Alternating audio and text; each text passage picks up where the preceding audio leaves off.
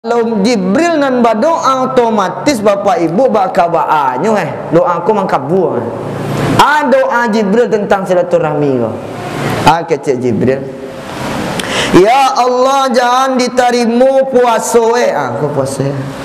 Jangan diterima puasanya seorang anak nan durako nan dak minta maaf sabana-mana minta maaf kepada kedua orang tua.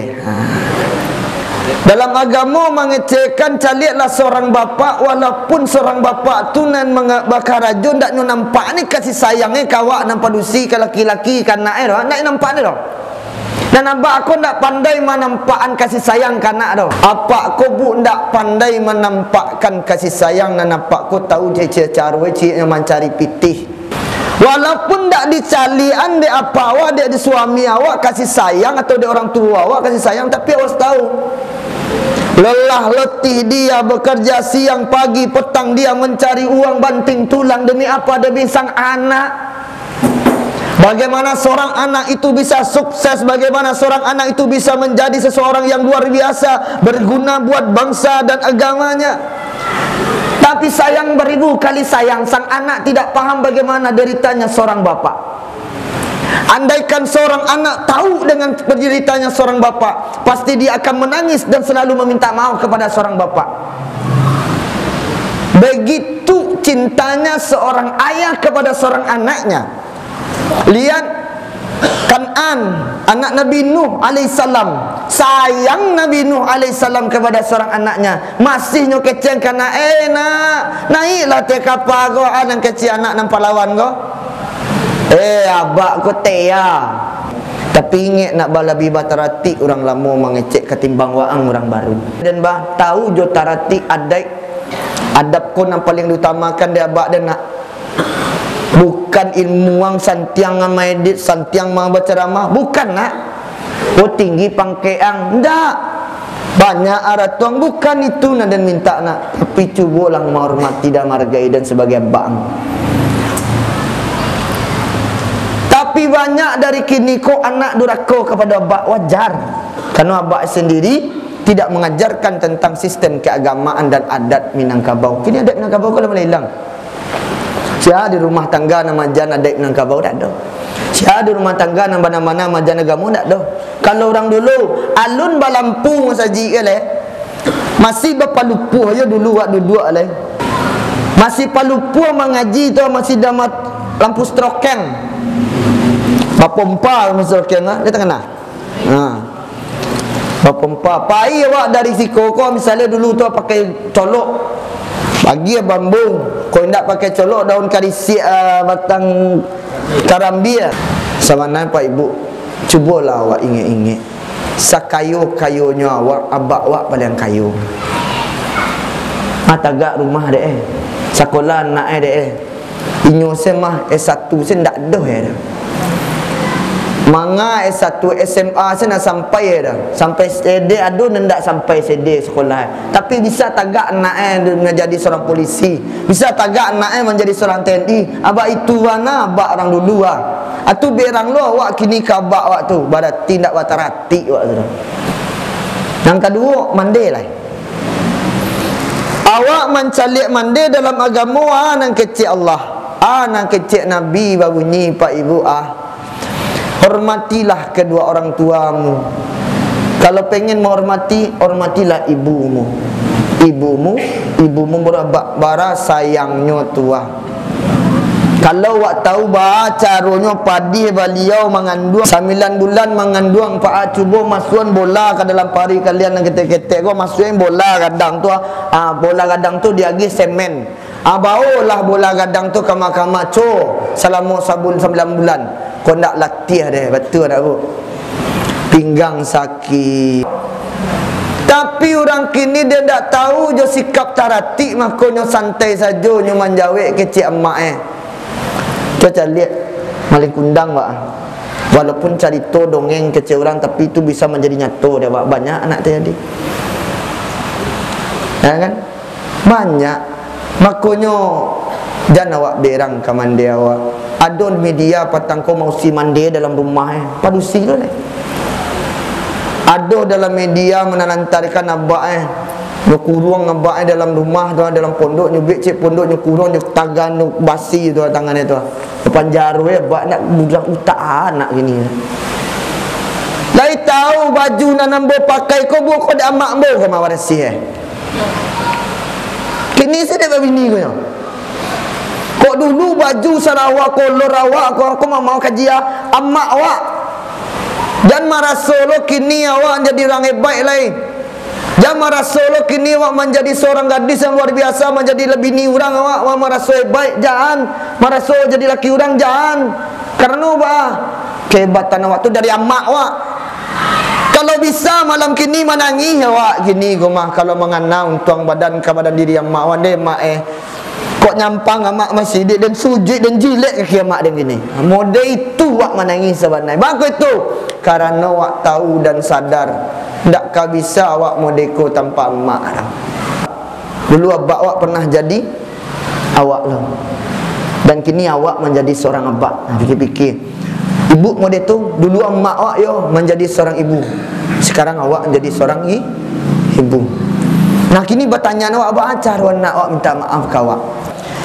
Acar anak minta maaf ke abak jamaah. Acar weh. Tambi tagak anak ko. Abak duduk anak tagak, awak minta maaf anak ko.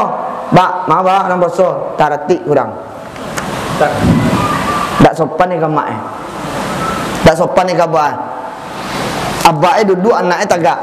Sian anak abak, sian anak mak jo abak ni ko. Orang tua. Ada lo lain sambil berjalan keluar pintu apa lah bak. Maaf bah sama tagak sini duduk lah bak. Maaf ni orang boso. Tu salah. Dudukan nabak waktu, dudukan nama waktu dua. Kedua-dua dia terkerusi. Siap tu baru ya datangin anak salapan. Berarti anak yang pertama dulu. Kalau anak tu 8 orang anak wak, 8 anak wak, 8 menantu wak, bara banyak cucu wak. Hadirkan di rumah gadang wak. Terus bah suruh jalan surang-surang madok kawak. Kau duduk. Siap duduk bah jalan surang-surang anak kau. Ambek lambek. Duduk lambek-lambek mah kaki kau bawa mah elo-elo ke bawah tu. Tiba di mana letakkan tangan awak di paut orang tua laki-laki awak dulu. Jangan ibu dulu. Orang tua laki-laki.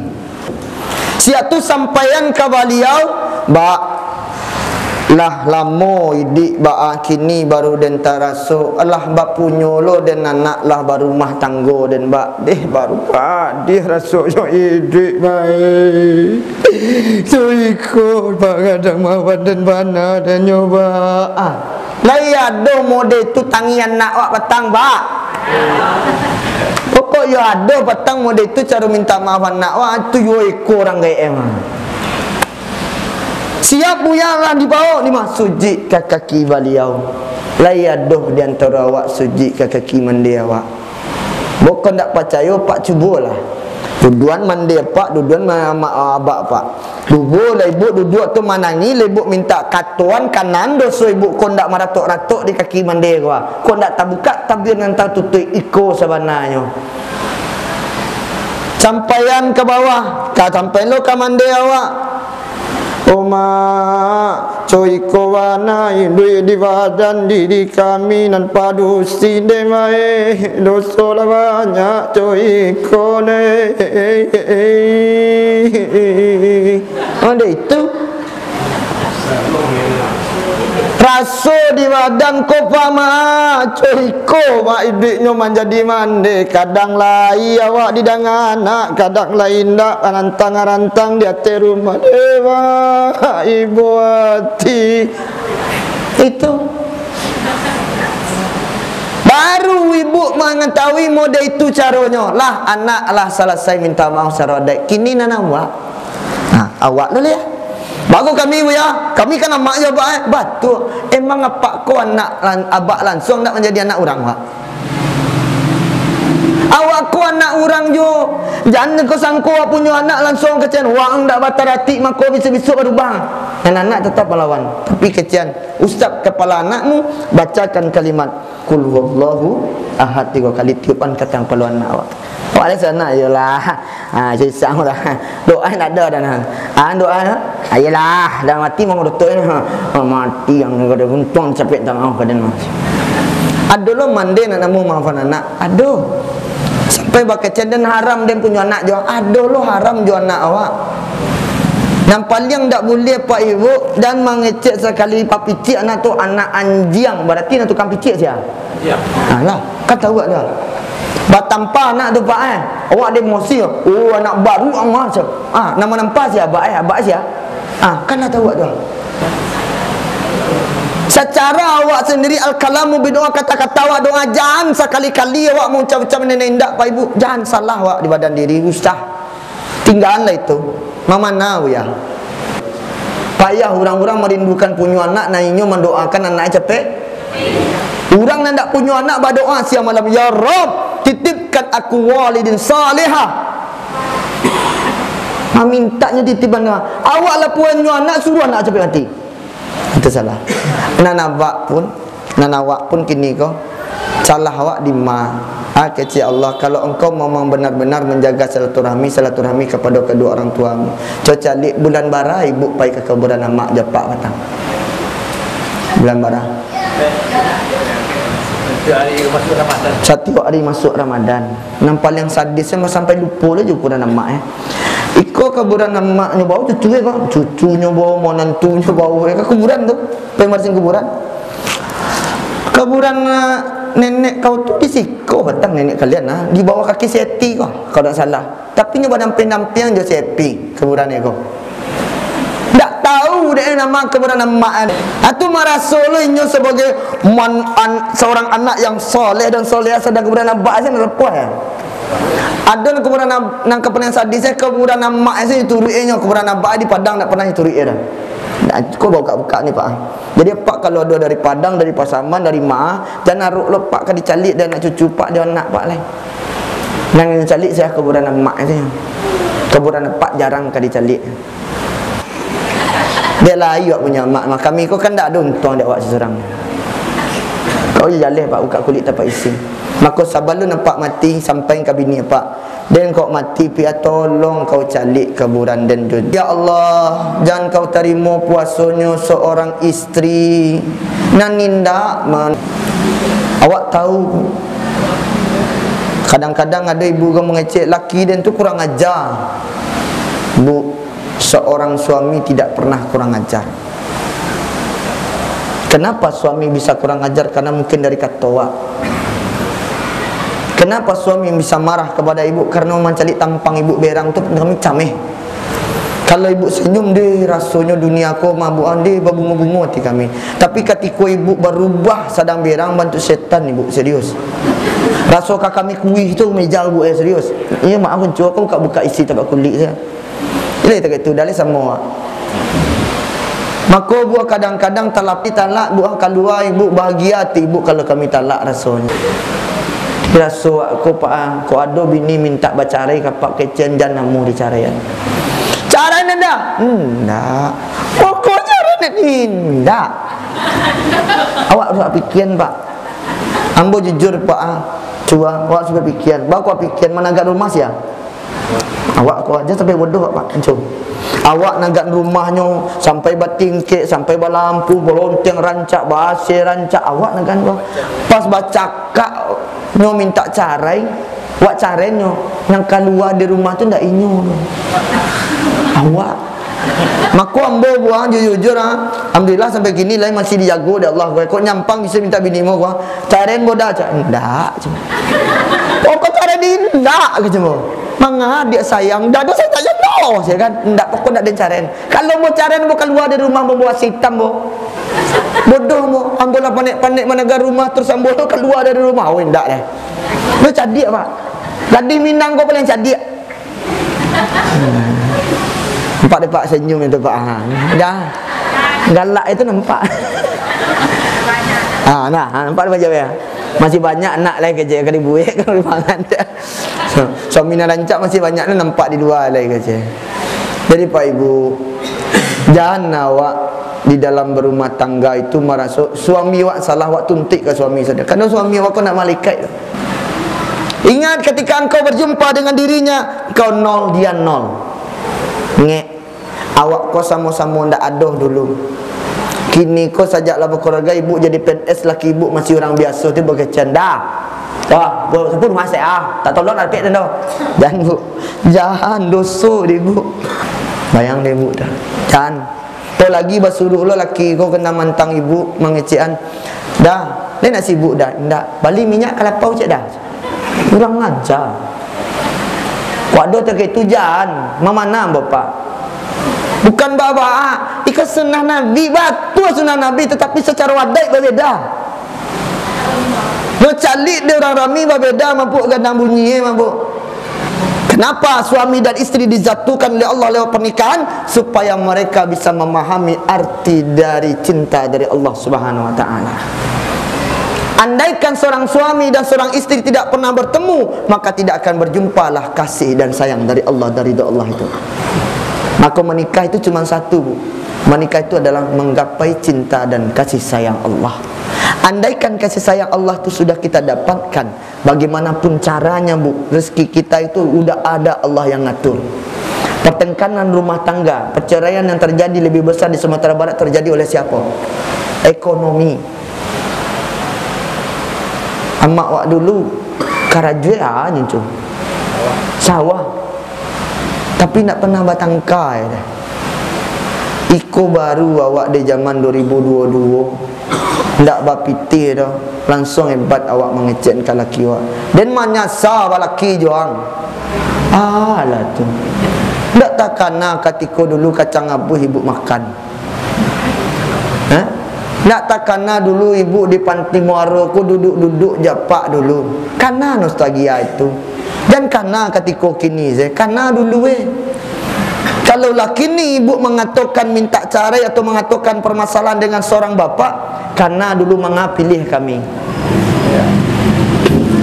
Mengapa pilih dan ada siapa yang dulu lah. Dan orang tak barado dah. Dan orang biasa. Kau pilih aja dan. Kini lah babini lah berumah tangga 80. Kini kau minta cerai kan dan. Coba fikir. Tak wajar jalan kini kaji kau. Tak pernah susuruan no. Kau ceritanya ya batu kaji mau ceritanya, tapi ingat dalam cerita mau selipkan makna. Tak rasa tak? Maka rubah. Caranya buya supaya kami tidak durhaka kepada seorang suami buya, supaya kami tidak punya masalah kepada seorang suami, supaya kami dapatkan surga buya. Caranya minta maaf ibu, cara laki. Secara wadai, secara agama lah mau sampaikan tadi, secara wadai lah. Dudukkan suamimu di atas kui dalam kamar. Kui lah tahu. Mantam-mantam pakai spring bed, gini spring bed tahu cik serang. Kui, lipan, kero lah tahu. Ndak tahu, you dah berbeza. Lompat ni mah. Onge bana, mah tinggal bana, minang wak gini mah. Kero lah tahu kero. Lipan. Alai, alhamdulillah. Kan ndak, lima tidur di spring bed. Cuba lalu di kui ke jokero, kau tak lama pakai kelambu je. Tak ada orang ke masuk ada kan. Iko indak baru kasih primbet baru zaman ni gini konyo. Soongeh lo jadi orang. Caranya buya dudukkan suamimu, terus kami bawa buya. Engkau duduk di bawah. Tu bawa buya letakkan tangan awak di paha suami langsung je dagu. Lain ada tu lah bini awak betang.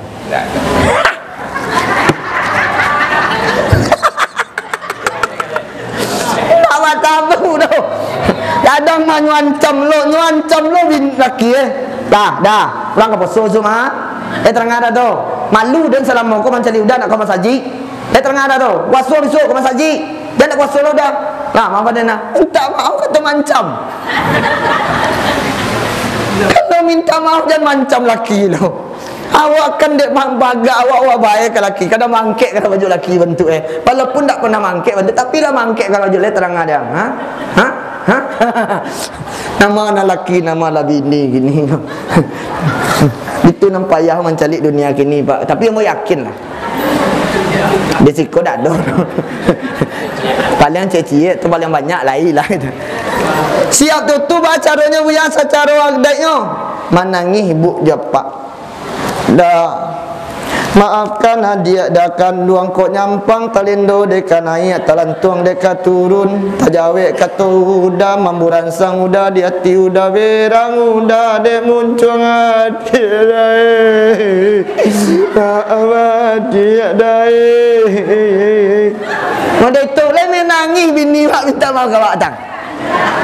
Kalau le menangis bini apa minta maaf tapi duduk di bawah, itulah dia al-mar'atu salihah ka'annaka fid dunya. Seorang istri yang sangat luar biasa akan masuk ke dalam surga Allah. Istri yang menangis mengetahui bagaimana sisi kesalahan dirinya. Tapi banyak demi Allah, maaf, hari ini tidak ada yang menangis demi kesalahannya sendiri. Tapi sayang Pak Ibu, Bu, maaf, kalau ibu pengen surga berat Bu. Kalau ibu pengen jadi bidadari surga berat, harus banyak sabar. Dan sabarnya bu jatuh lapeh juga tu nak sabar ibu tu. Dan sabar aku jangan terlapeh cik. Jangan sampai awak membuat seorang suami kecewa dengan awak. Satu kata saja terucap dari ibu, surga tidak akan pernah dapat sama ibu. So sampai itu Rasulullah SAW menyampaikan, jangan andaikan kecil Nabi, andaikan Allah perintahkan seorang manusia sesama manusia untuk saling menyembah, akan kuperintahkan seorang istri untuk menyembah kepada seorang suami. Baitu bana Rasul mengecekan. Tapi sayang, beribu kali sayang, banyak istri yang hadir di dunia ini, mereka pengen mendapatkan surga, tapi mereka tidak mengetahui bagaimana cara mencari surga bersama suaminya. Ramadan dia jalankan 1 bulan penuh, jangan ditanya. Mulut dia jaga, subhanallah, tapi cara meminta maaf kepada suaminya dan dia masih durhaka kepada suaminya. Maka Allah mengatakan sia-sialah seorang istri yang berpuasa di bulan Ramadan tidak meminta maaf dan durhaka kepada suami. Ya, beko baca le buya, kamilah terlanjur buya beko di rumah. Pandai ibu le te kamar beko. Misalkan buajan loh. Itu pandai-pandai lah dia tu rumah kamu ajan lo beko baru tak buka lo coki yang kan. Jadi berdoalah ke Allah, semoga ibu bapa mendapatkan keberkahan. Seorang istri yang pengen menjadi bidadari surga, jaga lisanmu, jaga perasaan suamimu, jaga aib keluargamu, jaga aib suamimu. Jangan pernah kau bocorkan aib suamimu. Maaf kepada mertua, mohon maaf, izin sedikit pesan kepada mertua, jangan kau hina seorang menantu yang tak punya pekerjaan. Ingat, hari ini mungkin dia tak punya pekerjaan, tapi Allah akan bukakan rezekinya nanti.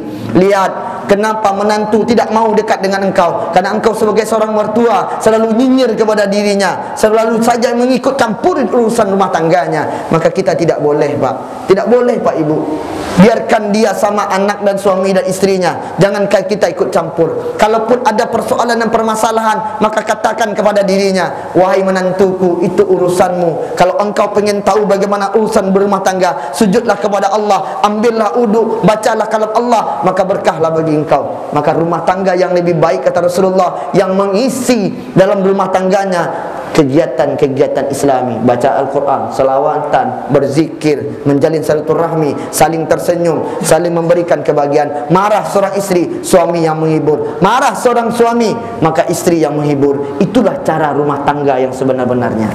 Tidak ada dalam rumah tangga yang tidak ada gading yang tak retak, pasti. Tetapi bagaimanapun juga, mencari contoh kepada Rasulullah adalah hal yang paling luar biasa kita contoh. Bagaimana Rasulullah mengajak kepada istri-istrinya, wahai istri-istriku, julurkan jilbabmu. Wahai istri-istriku, jaga lisanmu. Wahai istri-istriku, mari berjuanglah untuk agama Allah. Maka di sanalah surga bersamaku dan engkau. Itu Pak. Lebih sayang, kalau kini kau banyak seorang istri pakai ke masjid pakai jilbab, masjid pakai mukennah, masjid taklim pakai mukennah, lepas tiba di rumah buka lapeh semuanya. Sama kata Allah, innal ladina kafaru sawaun alaihim a anzartahum am lam tunzirhum la yu'minun.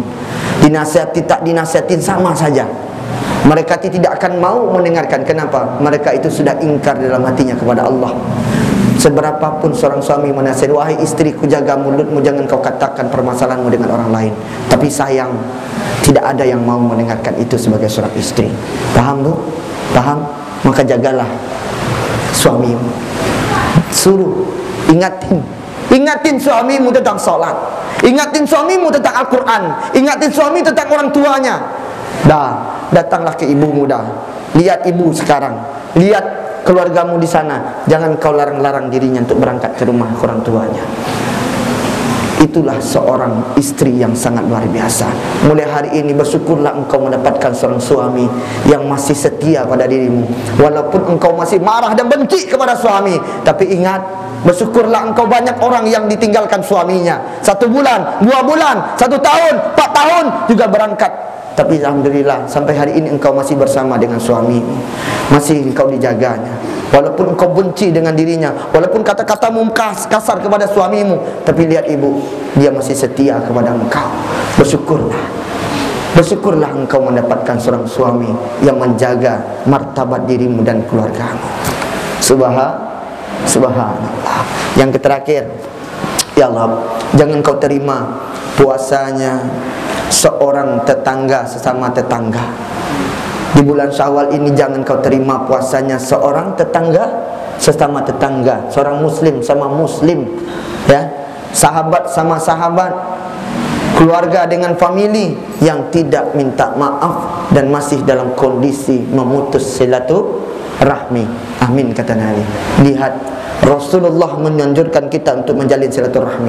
Siapa yang menjalin silaturahmi, maka Allah panjangkan umurnya, Allah murahkan rezekinya. Pernah suatu ketika sahabat bertanya kepada Rasulullah, "Ya Rasul, bagaimana caranya aku? Amalan apa yang bisa membuatku masuk surga dan menjauhkan diriku dari neraka?" Apa kata Rasulullah? Sambunglah silaturahim. Pak, nikmat silaturahim satu, apa nikmatnya? Panjang umur, murah rezeki, banyak teman. Kalau ada masalah, bapak banyak teman, insya Allah masalah selesai. Contoh, bapak pergi ke Polres, bapak pergi ke Bupati, ada teman di sana. Nampak kita datang, si fulan ngapain? Ngambil, bikin ini, buat ini, masukkan ini. Akhirnya katanya, ya udah, biar saya ngurusin. Kalau kita punya teman, bukan 1 tapi 1000 harus cari teman.